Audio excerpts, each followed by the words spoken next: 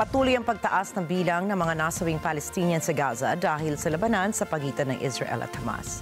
Narito pang report ni Pearl Regasyon.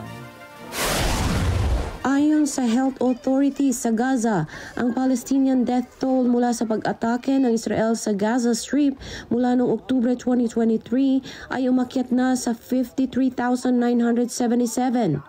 Nasa 122,966 naman ang bilang ng mga sugatan.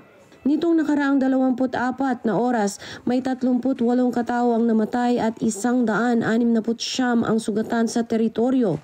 Ayon sa pahayag, hindi pa kasali rito ang casualty figures mula sa mga ospital sa hilagang bahagi ng Strip. Mula nang ipagpatuloy ng Israel ang opensibang militar sa Gaza Strip noong 18 ng Marso, may higit 3,800 Palestinians na ang namatay at higit 10,900 naman ang sugatan. Noong Lunes, nag-issue ang Israel military ng evacuation warning para sa mga residente ng Khan Yunis sa katimugang Gaza bago ang tinatawag nitong unprecedented attack.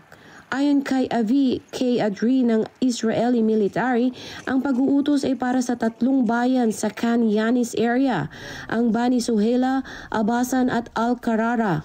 Ang babala ay ipinost nito sa X. Anya, tatargetin ng pag-atake militanteng mga gusali. Dagdag nito, hindi kasali sa evacuation order ang mga ospital ng Al-Amal at Nasser. Samantala, ayon sa Gaza Media Office, nasa 241 civilian shelters na sa teritoryo ang binomba ng Israel. Ayon sa tanggapan, malapit nang gumuho ang sistemang pangkalusugan ng Gaza. Critical na ang kalagayan ng medical supplies at suma sa ilalim ng matinding pressure ang healthcare staff dito. Nananawagan rin ang tanggapan sa international community na umaksyon na upang itigil ang anitoy genocide laban sa mga tao ng Gaza. Pearl Rogasyon para sa mata ng Aguila International. Trusted, connected, on point.